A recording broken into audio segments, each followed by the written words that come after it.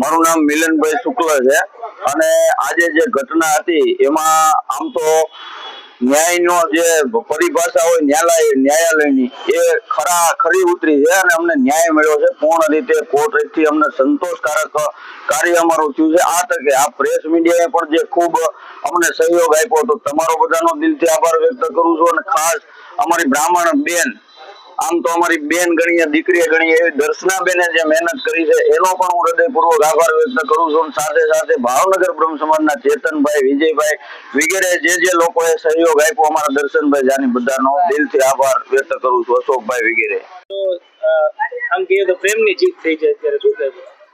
હું અમારા કાયદાના નિયમ પ્રમાણે સત્યની જીત થઈ છે એમ કહીશ, કારણ કે ઘણા લોકોને એન કેન પ્રકારે ખોટું કરીને આ છોકરીને છોકરાને અલગ પાડવા હતા, પણ જે સત્ય હતું એ છોકરીએ ન્યાયાધીશને કીધું હશે ને ન્યાયાલયે સત્યનો સાથ આપીને સત્યની જીત કરી અને દીકરીએ કીધું કે મારે યશ સાથે જ રહેવું છે।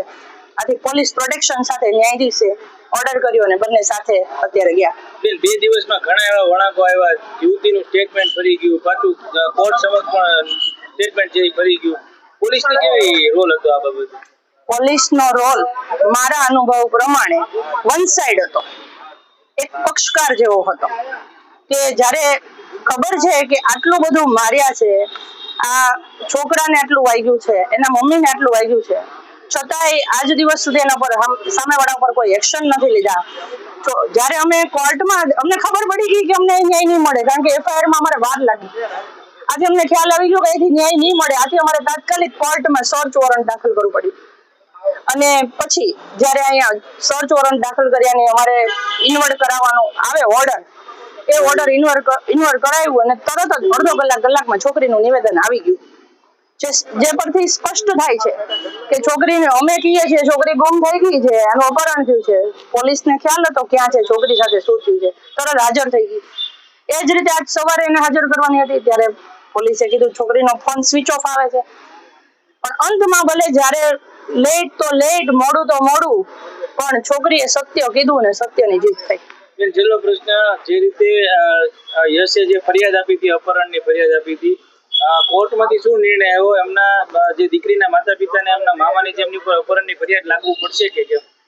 અત્યારે જે અમારો કોર્ટમાં કેસ દાખલ થયો હતો એ સર્ચ વોરંટ નહોતો, અરજદાર પતિ હતો અને એની પત્નીને ગોંધી રાખી છે, એનાથી દૂર કરવા માટે એનું અપહરણ કરીને લઈ ગયા છે।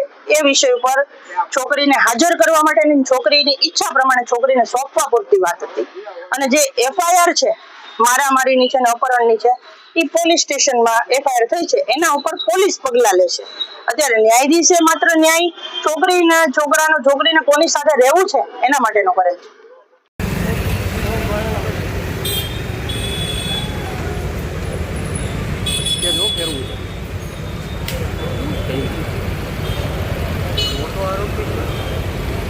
ના